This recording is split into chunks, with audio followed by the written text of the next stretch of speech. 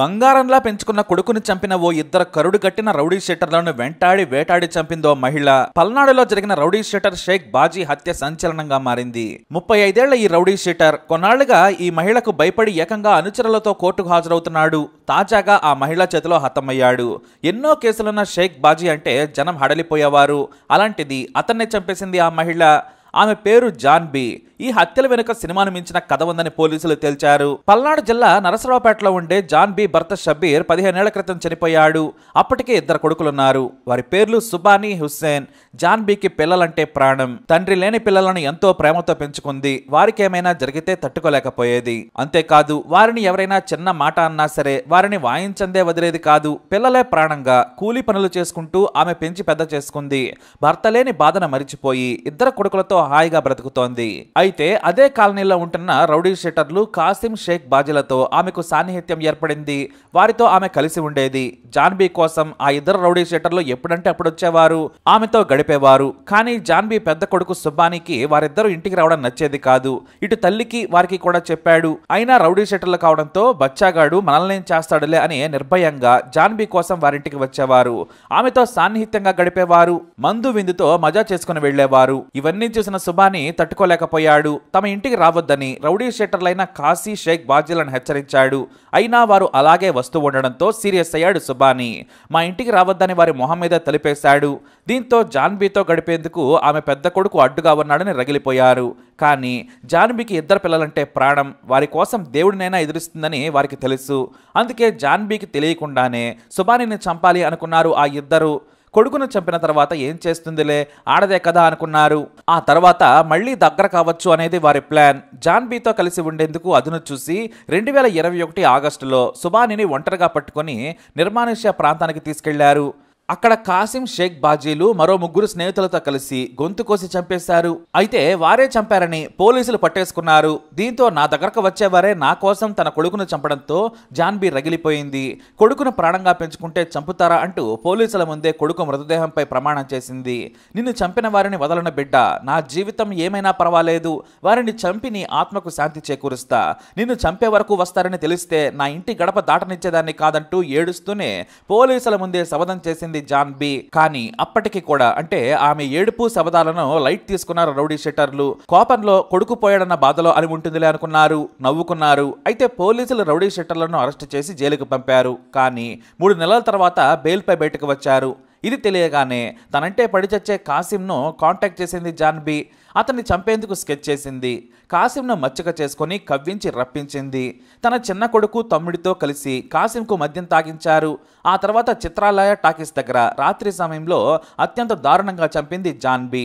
అంతేకాదు నా కొడుకును చంపిన నీచుడు కాసింను హత్య చేశానని పోలీసులకు లొంగిపోయింది జాన్బీ. పోలీసుల దగ్గర ఓపెన్ గా చెప్పేసింది, ఇందులో దాచడానికి ఏమీ లేదు సార్. నా పెద్ద కొడుకు అంటే నాకు ప్రాణం. నా ఇంటికి వచ్చి నా తిండి తిని నా కొడుకునే చంపాడు. ప్రతీకారం తీర్చుకునేందుకు చంపేశాను. ఇంకొకడున్నాడు, వాడితో పాటు మరో 3 ఉన్నారు. వారి లెక్కలు కూడా సరిచేసి నా కొడుకు దగ్గరకై పంపుతానని చెప్పింది. రౌడీ షీటర్ కాసిం హత్య కేసులో జాన్బీతో పాటు 7 అరెస్టు చేశారు పోలీసులు. వారి మీద కేసు నమోదు చేసి జైలుకు పంపారు. 5 నెలల సబ్ జైల్లో అందరూ గడిపారు. మళ్ళీ తన చిన్న కొడుకు హుస్సేన్ తో పాటు తమ్ముడు, ఇతర బంధువులతో కలిసి బెయిల్ మీద బయటకు వచ్చింది జాన్బీ. అయితే తన స్నేహితుడు కాసింను చంపడంతో రౌడీ షీటర్ షేక్ బాజీ పారిపోయాడు. అతనికి అప్పుడు భయం పట్టుకుంది. జాన్బీకి కనిపించకుండా తలదాచుకుంటున్నాడు. అంతేకాదు నరసరావుపేట నుంచి తన ఫ్యామిలీ మొత్తాన్ని చిలకలూరిపేటకు మార్చేశాడు. కొన్నాళ్ల పాటు తన అత్తగారింట్లో తలదాచుకుని తరచూ మకాం మారుస్తూ ఉండేవాడు. కాకపోతే ఇతని మీద హత్య కేసులతో పాటు అనేక క్రిమినల్ కేసులు కూడా ఉన్నాయి. వాటి కోసం షేక్ బాజీ నరసరావుపేట కోర్టుకు హాజరు కావాల్సి వచ్చేది.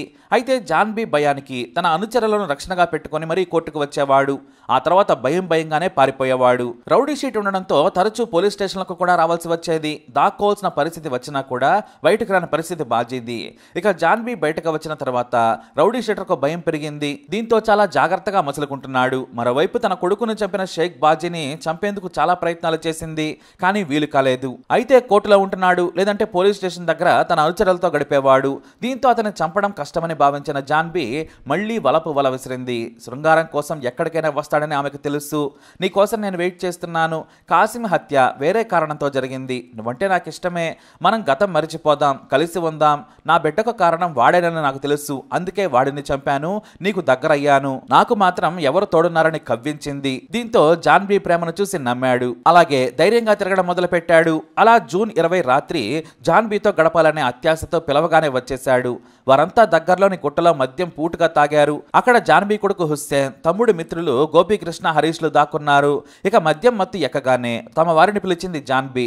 మరోవైపు తన మాజీ ప్రియురాలు తనకు దక్కిందని పగలు లేవని జోష్లో ఉన్నాడు రౌడీ షీటర్. కానీ చీకట్లో ఆమె పిలవగానే వచ్చి వారంతా కలిసి వేట కొడవలతో దారుణంగా నరికి చంపారు. ఆ తర్వాత మృతదేహంపై పెట్రోల్ పోసి తగలబెట్టే ప్రయత్నం చేశారు. కానీ వారి ప్రయత్నం ఫలించలేదు. దీంతో అక్కడే గొయ్యి తీసి పూడ్చేశారు చేశారు. ఆ మర్నాడు ఉదయం పోలీస్ స్టేషన్కు వెళ్లి రౌడీ షీటర్ షేక్ బాజీని చంపారని జాన్బీ చెప్పింది. దీంతో పోలీసులు షాక్ అయ్యారు. తన కొడుకును చంపిన షేక్ బాజీని పగ తీర్చుకునేందుకు చంపానని చెప్పింది జాన్బీ. ఆమె మీద కేసు నమోదు చేసి నరసరావుపేట గ్రామీణ సీఐ బత్తవత్సల రెడ్డి, ఎస్ఐ నాగిరెడ్డిలు ఘటనా స్థలాన్ని పరిశీలించారు. మృతదేహాన్ని బయటకు తీసి పోస్టుమార్టం చేయించారు. అయితే రౌడీ షీటర్ కు భార్య మొబీనా, కూతురు, 2 కొడుకులు ఉన్నారు. జాన్బీతో పాటు మొత్తం 4 ఈ హత్యలో పాల్గొన్నారని పోలీసులు తెలియజేశారు. తనతో గడుపుతూ తన పేగు తెంచుకుని బిడ్డను చంపారనే కోపంతో, ప్రతీకారంతో వరుస హత్యలు చేసింది జాన్బీ. కక్ష కట్టి కత్తి పట్టిన జాన్బీ గురించి తెలిసిన స్థానికులు షాక్ అయిపోతున్నారు. కుమారుడిని చంపిన నిందితులపై పగ పెట్టుకుని 1.5 ఏడాది లోపే చంపేసింది. అయితే 5 నెలలు జైల్లో ఉంది. అలాగాని లేకుంటే అంతకంటే ముందే ఒకేసారి చంపేందుకు కూడా ప్లాన్ చేసిందట. నాడు తన కొడుకు మృతదేహంపై శపథం చేసిన జాన్బీ ప్రతీకారం తీర్చుకుంది.